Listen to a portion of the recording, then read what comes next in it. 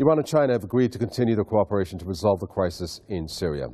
Iran's President Hassan Rouhani said that Tehran is ready to work with Beijing to tackle the crisis. He made the remarks in a meeting with his Chinese counterpart on the sidelines of the Shanghai Cooperation Organization summit in Kyrgyzstan. China's President Xi Jinping said Beijing seeks a peaceful solution to the conflict in Syria and will ask the UN to consider a political solution as the only way out of the crisis. The Chinese leader also said that his country will defend Iran's right to the peaceful nuclear energy. The Iranian president also referred to Iran's nuclear energy program, saying that both the governments and nations seek to use their legal rights under the Nuclear Non-Proliferation Treaty.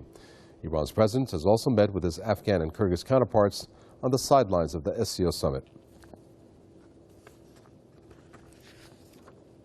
Let's talk about this with Dr. Kaveh Afrasiabi. He's an author and political analyst, and he joins us from Boston. Well, Dr. Afrasiabi, it's good to talk to you. Tell us about this summit and Iran's presence under this new administration. And, of course, if you can tie that in with the article that you've written, which I'm looking at it right now, Iran mulls over Eurasian Security Organization. Given the fact that Iran is still an observer member, how important is the summit to Iran and, of course, its cooperation with other countries involved? Well, of course, it's very important from the regional point of view, since Iran is a preeminent Persian Gulf power, as well as, you know, a highway between Central Asia and the Persian Gulf. And the SCO provides a diplomatic forum for the Iranian leadership to discuss the regional and global issues. Although Syria is an Arab area issue, as you just noted, it's been raised in the bilateral meeting between President Rouhani and the Chinese president. And will sure be also raised in a meeting between Mr. Rouhani and Russian President Putin in the next day or so. So it's very important, and this summit is transpiring at a very sensitive political time. The shifting dynamic with respect to the 2014 withdrawal of U.S. and NATO forces from Afghanistan, and Afghanistan is an observer state at the SCO, and this will be a key issue in the summit next day or so.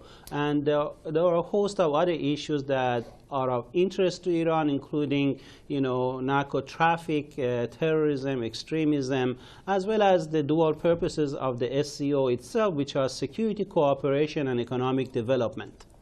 Well, one of the points that I'm reading here that you've included in your article, it says, from Tehran's standpoint, the reasons its policy towards the SCO summit requires a fresh reevaluation stem from certain misgivings regarding the look to the east.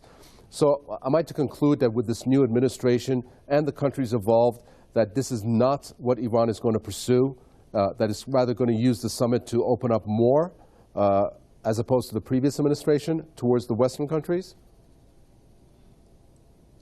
No, in fact, it's more complicated than that, and I explained that in my article in Iran Review, that although there is a shift from the purely look to the east foreign policy orientation of the previous administration, Iran remains highly interested in the SCO, in the opportunities for economic cooperation, both bilaterally and multilaterally, and use this multilateral forum to increase commercial and trade relations with the individual member states of the SCO, not only Russia and China, which provide opportunities for investment and so forth, but also the smaller member states. And Iran is also a key player for crisis management and has a very good track record in terms of mediating the conflicts in Karabakh, as well as between in Tajikistan, and there are some territorial disputes in Central Asia